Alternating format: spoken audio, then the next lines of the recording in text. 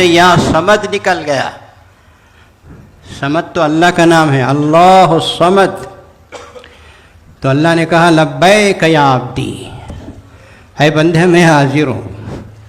فرشتوں نے پوچھا یا اللہ اس نے تو 90 سال صنم کو پکارا اور اب یہ صمد کہہ رہا ہے، آپ اسے ترجیح دے رہے ہیں. کہا کہ میں اپنے بندے سے غافل نہیں ہوں، وہ پلٹے گا تو میں اسے اپنی رحمت کی آغوش میں لے لوں. حاضرین، ہارون الرشید کے پاس ایک دیہاتی کچھ مانگنے کے لیے آیا. ہارون الرشید کتنا بڑا بادشاہ ہے اس کی ایک جھلک آپ کے اس ایگزیبیشن میں نے دیکھا. جہاں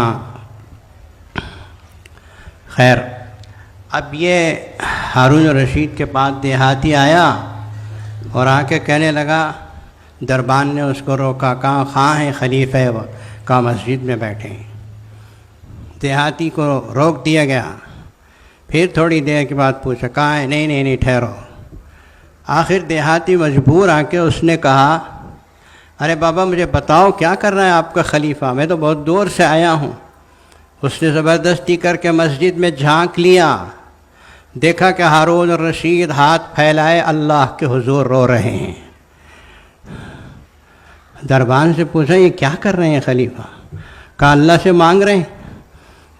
دیہاتی بڑا سمجھدار تھا، اس نے کہا یہ خود جب اللہ سے مانگ رہا تو میں اس سے کیوں مانگوں، میں بھی اللہ سے مانگ لوں گا. حاضرین، یہ رجوع اللہ کا عنوان بہت عجیب، بہت پیارا عنوان ہے.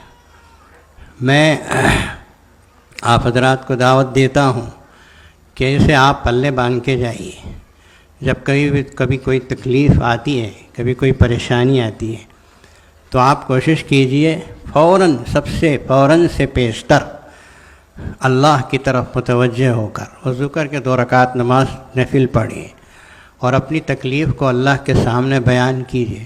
ہاں، ہمارے آقا صلی اللہ علیہ وسلم چپل کا تسمہ ٹوٹتا تھا تو پہلے اللہ سے مانگتے تھے، پھر اسباب اختیار کرتے. قبل اس کے کہ مجھے وقت ختم ہو گیا کہ پروانہ اجل آ جائے، میں آپ حضرات کو قرآن مجید کی ایک آیت تحفے میں دینا چاہتا ہوں آج کے اس موقع پر. یا ایھا الذین آمنوا اطیعوا اللہ واطیعوا الرسول، اے ایمان والو اللہ کی اطاعت کرو، اللہ کے رسول کی اطاعت کرو.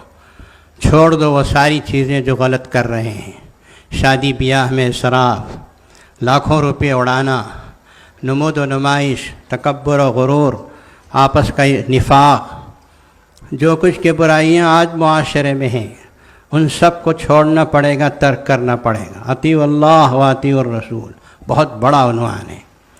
پھر آگے اللہ تعالیٰ نے فرمایا وَلَا تَنَازَعُوا فَتَفْشَلُوا، آپس میں جھگڑے مت کرو تم بزدل ہو جاؤ گے.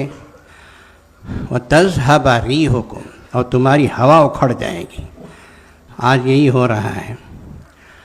وَاصْبِرُوا، ان احکامات پر عمل کرنے میں اگر کوئی پریشانی پیش آتی ہے تو اللہ کے لیے صبر کرو.